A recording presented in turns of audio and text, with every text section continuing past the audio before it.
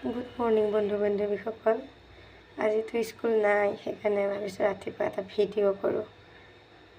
এনেই স্কুল থাকিলে টিফিন সিহঁতক ৰেডি কৰা, সিহঁতক খোৱা, একদম দৌৰা দৌৰি লাগি যায়। টাইম নাই মানে মই পানী এগিলাচ খাই পেলাই আৰু সিহঁতক পঠিয়াই টিফিন চিফিন বনাই সিহঁতে যেতিয়া যায় তাৰপিছতহে মই চাহ কিবা খাবলগীয়া হ'লে খাওঁ আৰু এনেই মানে টাইমেই নাই। সিহঁতক আকৌ ৰেডি কৰিবও লাগিব, কাপোৰ কানি পিন্ধাই। কল ঘৰৰেই কল মই আনি পেলাই থৈ দিছিলোঁ বাৰী চুকতে থকা। ছাগলী পোৱালিকেইটা মোৰ ইৰাং কিৰাং খালে এই কল খাই পেলাইছে আৰু মাকে সৈতে। এতিয়া কলবিলাকতো এনেই বেয়া হৈ আছে, খোৱাও নহয়, ইমান ঠাণ্ডা।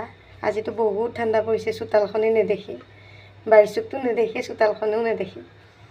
এতিয়া কৈছে কি কল পিঠাকে বনোৱা, এই পিঠা বনাবলৈ কাৰণে ৰেডি কৰি লৈছোঁ।